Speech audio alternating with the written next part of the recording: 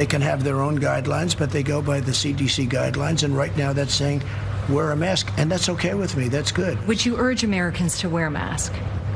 If it's necessary, I would urge them to wear a mask, and I would say follow the guidelines. Okay.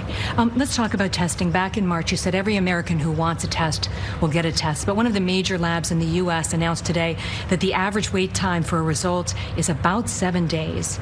So is the national testing strategy working? Working. We have 45 million tests as of, I think, today, approximately 45 million tests. No other country tests like us. In fact, I could say it's working too much. It's working too well. We're doing testing, and we're finding thousands and thousands of cases. What can you do to speed up the testing result time? There are different kinds of tests. There are tests that are very good, very strong, where you send it to a laboratory. The best thing we can do, is we're doing more and more of them, is on-site testing. So you can wait a half an hour, or you can wait, in some cases, like in Abbott, you could wait 5 minutes for the test Will you result. push for more on-site testing? I like it the best. I mean, I like it the best. It might not be as accurate, by the way, but I like it the best. On education, the Los Angeles School District is the latest and one of the largest in the country to say they're not going back to school in the fall. Mistake. What do you tell parents and teachers who feel that it's unsafe to go back? I would tell parents and teachers that you should find yourself a new person, whoever's in charge of that decision, because it's a terrible decision.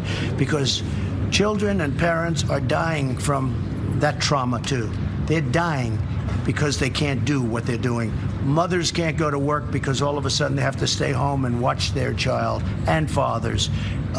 What's happening? You know, there's a tremendous strain on that whole side of the equation. So it's a balancing act. It is a balancing act, but we have to open our schools. President Trump, back in 2015, you said the Confederate battle flag belongs in a museum. Do you still believe that? All I say is freedom of speech. It's very simple. My attitude is freedom of speech.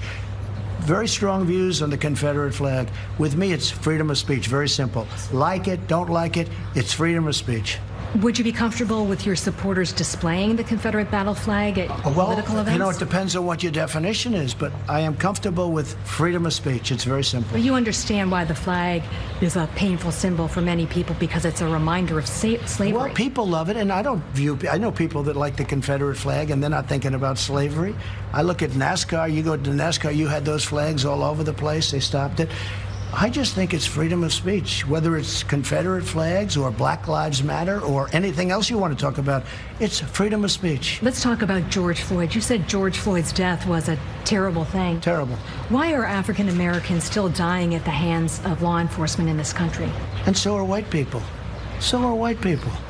What a terrible question to ask. So are white people. More white people, by the way. More white people. Is phase 2 of the trade talks with China dead? I'm not interested right now in talking to China.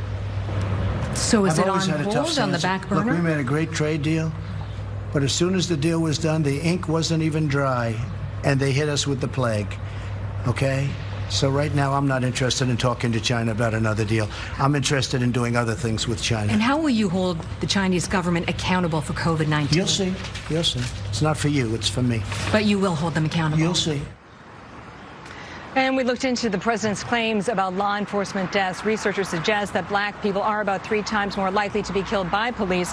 But the overall number of white people killed is higher because whites represent a larger percentage of the population, Nora. All right, Cathrine Heridge with that big interview tonight. Thank you, Cathrine.